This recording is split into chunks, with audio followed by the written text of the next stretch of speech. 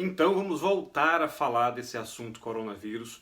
Basicamente, por quê? Porque a informação, ao meu entender, a minha forma de conhecer o mundo, a informação faz com que a gente tome as melhores medidas e liberta. De certa maneira, eu vejo muita gente falando algumas coisas que são fora de contexto, algumas coisas que tendem a gerar um pânico, e a gente precisa conhecer de fato tudo aquilo que está acontecendo para que a gente tome decisões mais conscientes, tá bom? Então, mais uma vez, lembrando que coronavírus, como está aqui em cima, coronavírus se deve a essa coroa, né, que ele tem de espículas proteicas em cima, de que esse vírus agora acontecendo, que está em evidência, é uma mutação desse grupo, né? Algum vírus sofreu uma modificação, uma mutação no seu material genético e deu origem a esse vírus que foi batizado de coronavírus ou Covid-19, e quero que você entenda também que ao longo desse vídeo eu vou estar explicando para vocês até a linha do tempo, como é que ele se formou, os grupos de risco, tudo aquilo que é de informação interessante para você. Então vamos começar a partir dos sintomas. Eu já abordei um pouco isso aqui nos vídeos anteriores, mas tem algumas coisinhas aqui para que a gente possa estar chamando a atenção. Por exemplo, como eu falei no primeiro caso, a maneira como esse vírus penetra no nosso organismo, inicialmente ele ataca as células da garganta. Por isso que um dos primeiros sintomas que a pessoa tem é uma irritação profunda na garganta, uma dor de garganta, um desconforto, porque é lá que ele no primeiro momento vai estar agindo. Então, até mesmo como um mecanismo de defesa que nós temos, a tosse na tentativa de expelir, tentativa de soltar as secreções que são formadas. Então, um primeiro sintoma, sim, seria a tosse. Febre, e aí eu coloquei aqui um asteriscozinho, porque febre é uma reação normal, geral, né, do nosso organismo, para, com o aumento da temperatura, fazer com que o nosso sistema de defesa, as nossas células, nossos glóbulos brancos, linfócitos, trabalhem de uma maneira mais forte, mais eficaz. Então, o corpo aumenta a temperatura. Entretanto, algumas pessoas que podem estar em outros tratamentos, né, fazendo outros tipos de tratamentos, sobretudo pessoas mais jovens, podem não apresentar o quadro de febre também. Então é importante saber disso. Nem todo mundo que vai estar com algum tipo com a infecção do coronavírus, com algum tipo de sintoma, vai apresentar também a febre, mas é um sintoma geral. Dificuldade para respirar. Isso aqui acontece porque num próximo momento, né, depois de sair da garganta, de migrar pelo nosso corpo, esses vírus eles vão atacar, como eu já falei anteriormente em outro vídeo, as células de uma membrana que recobre os pulmões, no caso a pleura que recobre os nossos pulmões. Essa pleura vai ser atacada e aí os vírus vão atacar os pulmões também, vão causar o acúmulo de líquidos e secreção, e isso causa na pessoa dificuldade de respirar. Em alguns casos de maneira mais leve, em alguns casos de maneira mais grave, como eu vou abordar aqui também daqui a pouquinho. A dor muscular, né, a mialgia, essa dor muscular, que é a dor no corpo, a pessoa fica se sentindo, tô com muito dor, tô quebrado, tô me sentindo muito mal. Então esses vírus também se alojam, de certa maneira, na musculatura, causando efeitos, causando dores no corpo, né? Por isso que as pessoas tomam o paracetamol, né? Lembrando que é uma recomendação médica que a pessoa procure evitar ao máximo os remédios como ibuprofeno ou qualquer outro que tenha esse medicamento na sua fórmula, porque eles têm efeitos bastante negativos, podem potencializar os sintomas negativos da doença, enquanto que o paracetamol é o mais indicado e é ele que vai, ao mesmo tempo, ser antitérmico, combater essa febre, e analgésico, combatendo as dores generalizadas, como a dor no corpo e também dor de cabeça. Algumas pessoas relatam a dor de cabeça, a cefaleia. João, não está aqui a diarreia. Então, a diarreia pode acontecer também, né? Daí a corrida de muita gente para comprar papel higiênico. A diarreia também pode acontecer, mas em algumas pesquisas que eu realizei aqui, não são todos os casos que apresentam a diarreia. Alguns informativos, né, alguns sites de informação ligados ao Ministério da Saúde até falam também que são em raros casos em que a pessoa apresenta a diarreia, porém pode apresentar também. Chamar atenção para uma coisa, letalidade, gente, letalidade vem de quê? Vem de letal, né? Letal, quer dizer, morte. Será que essa doença a pessoa assim, pegou, morreu, peguei e vou morrer?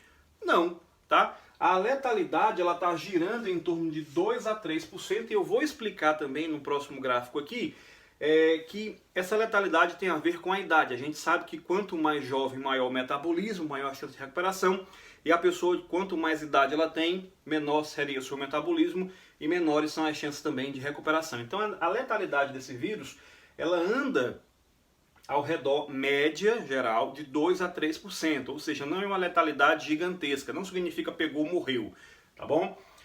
Mais uma coisa importante também, 81% das pessoas que adquirem o coronavírus, que adquirem a doença, elas vão apresentar sintomas leves, né? Não são sintomas mais pesados da doença, não são as piores dores, enfim, ela não vai ter a dificuldade máxima em respirar. Enquanto que 14% das pessoas vão apresentar os sintomas já mais agravados, né? Mais dores, enfim, mais dificuldade de respirar.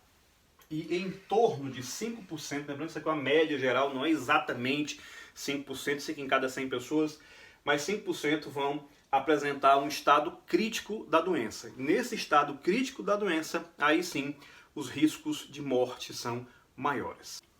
Bom, então como eu falei aqui, a mortalidade ela gira em torno de 2 a 3%. Eu quero que você entenda, eu trouxe aqui uma comparação de algumas doenças que matam muitas pessoas, né, por dia. Esse gráfico aqui, essa parte aqui agora que eu escrevi para você, ela mostra exatamente as doenças que você deve conhecer, são epidemias também, e que matam um número consideravelmente maior de pessoas por dia em relação ao Covid-19. Por exemplo, a tuberculose ela mata 3.014 pessoas por dia no mundo. Se você prestar bem atenção, é um número bem elevado. Se o Covid estivesse matando isso no mundo, a gente estaria em pânico absoluto, tá bom? A hepatite B, por exemplo, está matando 2.430 pessoas em média, né? Isso aqui tudo é uma média, por dia. Enquanto que a pneumonia, olha só, 2.216. A AIDS, porque tem o seu controle, porque a gente já sabe o que é uma doença que já não é, uma novidade para a gente, uma pandemia também, mata 2.110. Olha só a malária também conhecida nossa, 202 pessoas. A gripe sazonal mata mais do que, por exemplo, o Covid-19. Ela mata 1.027 pessoas, né, aproximadamente por dia. Cólera, 392 por dia. E Covid, em média, 62%. Alguns especialistas falam que em algumas regiões a gente vai ter um aumento e em algumas regiões a diminuição. Tudo isso depende, obviamente, das medidas que estão sendo tomadas. Por exemplo, aqui no Reino Unido, a gente teve aí o fechamento das escolas, hoje é uma segunda-feira. Se você olhar, o dia que eu gravo esse vídeo para você aqui é uma segunda-feira, eu olhando pela minha janela nesse momento, parece um domingo. As pessoas estão realmente em casa, as escolas não estão funcionando, restaurantes também não estão funcionando, estão fechados, pubs, bares, academias. Então, são medidas que são tomadas para que as pessoas fiquem em casa, evitando assim esse risco de contaminação, de contágio entre pessoas. Então, tudo isso é muito importante que você entenda. E agora eu quero falar também um pouquinho sobre a questão dos grupos de risco. Bom, quando a gente fala de grupo de risco, quero que você entenda que os grupos de riscos de doenças não são os mesmos, né? Existe um grupo de pessoas com algumas condições, quer sejam condições fisiológicas, condições comportamentais, questões até de orientação sexual, como houve no caso da AIDS, que estão sujeitas a ter a contaminação e, quando contaminadas, elas têm a maior incidência, por exemplo, a morte. Então, no caso, quando a AIDS surgiu, se falava muito em grupo de risco envolvendo homossexuais, por exemplo, envolvendo travestis, e pouco tempo depois foi o primeiro grupo que passou a ter consciência das questões, né? De fato, não se utilizava a questão dos preservativos e tudo mais, e as pessoas não tinham tanto cuidado com relação à sua questão sexual, e havia um certo risco dentro desse grupo, não tem a ver com o seu quadro fisiológico, mas com a sua orientação sexual.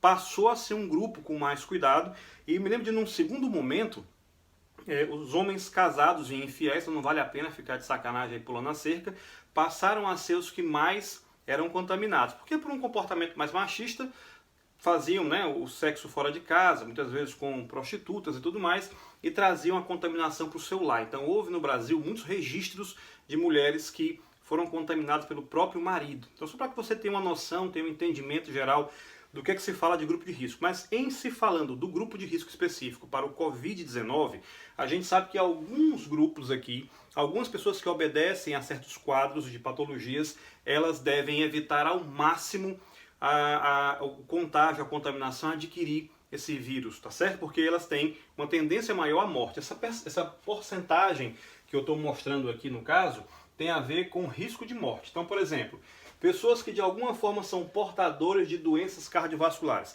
pessoas que já infartaram, que têm histórico na família, que utilizam marca-passo, stents, enfim, que tem algum tipo de complicação cardiovascular, elas aumentam em 10,5% as suas chances de ir para o caixão, né? Caixão e vala preta.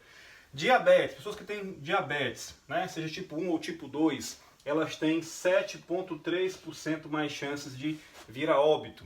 Pessoas com doenças respiratórias crônicas, inclusive asma, que é bastante comum nas pessoas. Você tem asma? Não sai de casa, renova o Netflix aí, tá? Então é 6,3% de chance a mais de morrer.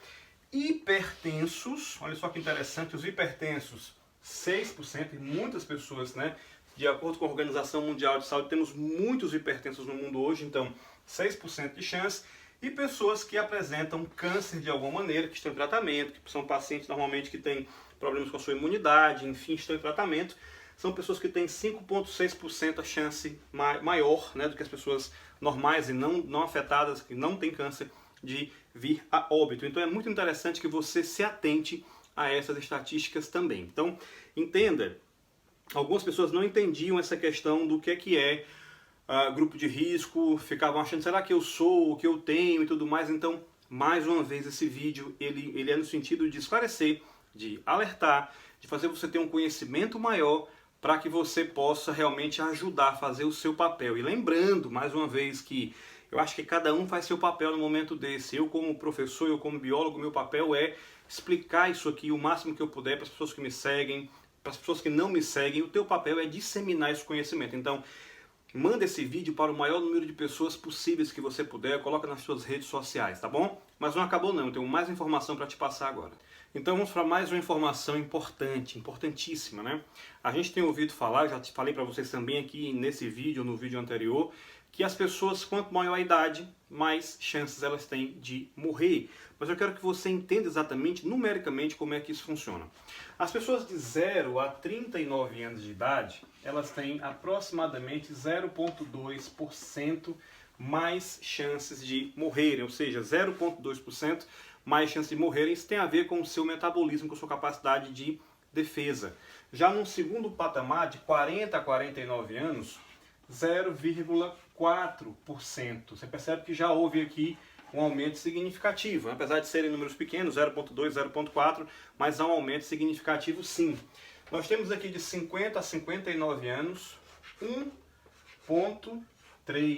Você percebe que também há um aumento significativo. Então, à medida em que a idade da pessoa vai avançando, você percebe que há sim esse aumento das chances de morrer. No próximo grupo nós temos pessoas aqui de 60 até 69 anos com 3,6% de chances, né, também de morrerem, mais uma vez devido à sua questão imunitária, devido àqueles tratamentos que ela possa estar fazendo colateralmente também, como eu falei, pessoas de 69 anos, 68, 65 tomando medicamentos corticoides, então tudo isso pode ser bastante prejudicial para ela, porque o corticoide reduz de fato a imunidade da pessoa.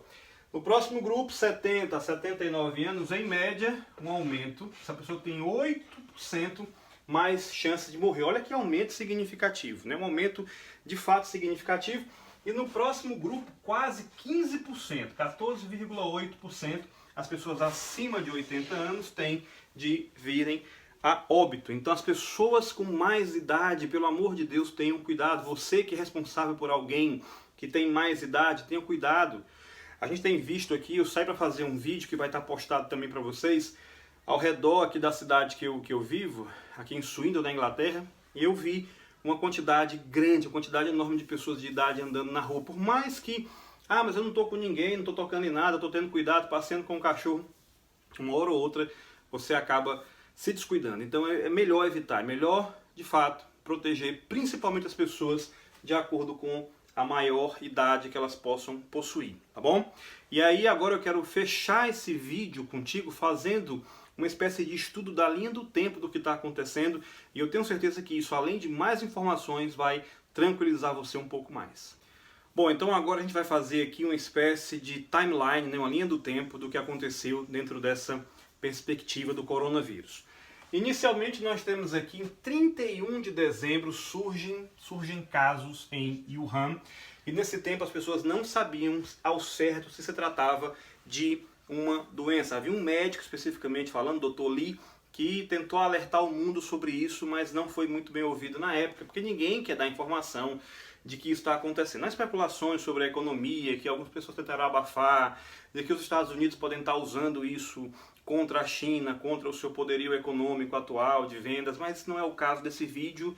Não estou dizendo que não aconteça, mas não é o foco nesse momento. Mas enfim, em 2019, ainda, apesar de ter sido no último dia do ano, houveram aqui dezenas de casos em Wuhan, e isso começou a preocupar as autoridades de saúde. Então, no dia 11 de janeiro, foi registrado a primeira morte na China. No dia 20 de janeiro, os primeiros casos apareceram fora da China. Até coloquei aqui Japão, Coreia e também na Tailândia, né? São informações, esse quadro aqui, essa timeline eu fiz a partir do New York Times. Então está aqui no meu computador na minha frente, tá certo? Depois nós tivemos o fechamento de Wuhan. As autoridades sanitárias decidiram fechar a cidade após registrarem 17 mortos. Já é um número significativo para aquilo que as pessoas ficam realmente preocupadas. Enfim, no dia 30 de janeiro, então, acontece o alerta da Organização Mundial de Saúde. Esse alerta possivelmente foi tardio e isso facilitou que a doença se propagasse pelo mundo. Porém, estando na China, como tem muitas indas e vindas de pessoas por questões culturais, comerciais, então é inevitável que quando algo surge na China se dissemine pelo mundo de maneira veloz, como tem sido esse caso.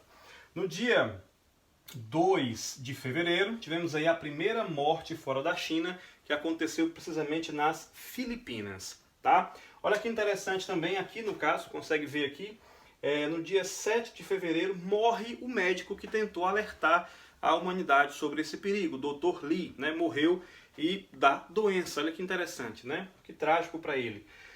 Em 14 de fevereiro, a primeira morte na Europa. Essa primeira morte na Europa aconteceu na França e foi um turista chinês, já de idade, um idoso chinês, foi para a França e morreu lá, não é o que você espera ao chegar na França, né? Mas possivelmente também houve essa contaminação, principalmente na questão da viagem, dentro dos aviões, muito tempo, né? Voos que duram aí no mínimo 2 horas, 10 horas, 8 horas, é o suficiente para que haja essa contaminação.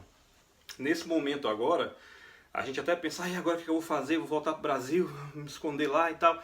Não dá, os aeroportos de muitos lugares estão fechados, as fronteiras estão fechadas em muitos países. E, por exemplo, no meu caso, se eu quisesse ir agora, a principal companhia que dá acesso à Fortaleza, minha cidade, não está mais operando para lá nesse momento, tá certo? E no dia 26/2, a primeira morte na América Latina que aconteceu em São Paulo, aconteceu no Brasil, né? Um senhor de 60 e poucos anos de idade veio a óbito no Brasil. E a gente vai dar uma olhadinha agora também no número de casos aqui. Quero que você entenda aqui essa timeline para que você entenda, e eu até falei que pode ser que em algum momento a gente lembre de algum ponto em que a gente começou a se dar conta. Para mim, eu comecei a me dar conta aqui, ó. Eu comecei a entender a preocupação, porque até que a gente pare o que a gente está fazendo, até que a gente tenha consciência de parar, porque o mundo está, né, nesse processo de pandemia. Eu me lembro que leva um tempo, e eu me lembro que no meu caso foi justamente aqui que a coisa me chamou a atenção, foi aqui que eu falei assim, eita, aí tem coisa, tá bom? E agora eu quero dar uma olhadinha no número de casos, mas te mostrar também que existem casos de pessoas em recuperação, processos positivos, a mortalidade, a letalidade não é tão alta quanto se parece, e mais uma vez te falo, meu intuito aqui é fornecer um conhecimento que te liberte, né? A verdade nos liberta das coisas, a negligência, o não conhecimento, a ignorância são escuridões, principalmente num momento como esse. Vamos aqui para o nosso último quadro. Gente, e eu quero trazer agora para vocês aqui também uma relação do número de casos, mortes e recuperados. Muitas vezes as pessoas não têm falado nos recuperados, né, Matheus? Ninguém fala em quem ficou bom da doença. E eu quero chamar a atenção que os dados que eu estou mostrando aqui para vocês estão agora ao vivo aqui comigo, em tempo real, são sites da escola da Universidade de Medicina Johns Hopkins. Então, quem quiser acessar, é muito fácil você ir até lá e saber os números por você mesmo. E no final, o Matheus pediu para participar do vídeo, eu achei muito oportuno, ele vai dar algumas dicas aqui também. Então, na China nós tivemos até agora 81.454 casos, né, Matheus? Contra 3.274 mortes. Aqui é o número de mortes. Aí você fica pensando, João, mas morreu gente pra caramba. Sim, morreu. Gente, eu tenho que ficar na cadeira porque eu sou muito baixinho, né? Vou colocar ele na cadeira de novo. Mas o número de pessoas que foram recuperadas, aqui é o verde, ó, 72 mil pessoas, 72.819 pessoas tiveram a sua recuperação, tá? Enquanto que na Itália morreram, infelizmente a Itália está vivendo um drama, morreram não, são o número de casos registrados, 59.138, nós tivemos aqui 5.476 mortes e já 7.024 recuperados. Note que esse número aqui já é maior que o número de mortes, é uma coisa muito positiva. No Brasil são 1.604 casos, pouco em relação ao que está acontecendo aqui, mas também no Brasil, como você viu na linha do tempo, não chegou de imediato, graças a Deus, né? Tivemos apenas 25 mortes e 2 casos recuperados e com certeza isso aqui vai aumentar a cada dia, temos que ser positivos também. E no Reino Unido, para poder privilegiar onde a gente está também, são 5.748 no caso, casos, 290 mortes e 137 pessoas já recuperadas. E o que é que a gente tem que fazer? Vamos para as dicas finais aqui, né, Matheus? Então vamos embora. Olha para a câmera lá, aqui, ó, olha para cá e fala assim, o que é que as pessoas têm que fazer nesse momento agora? Para sobreviver na coronavírus, a gente precisa lavar as mãos com água e sabão, Isso. passar álcool em gel, tomar banho todos os dias. Isso é importante.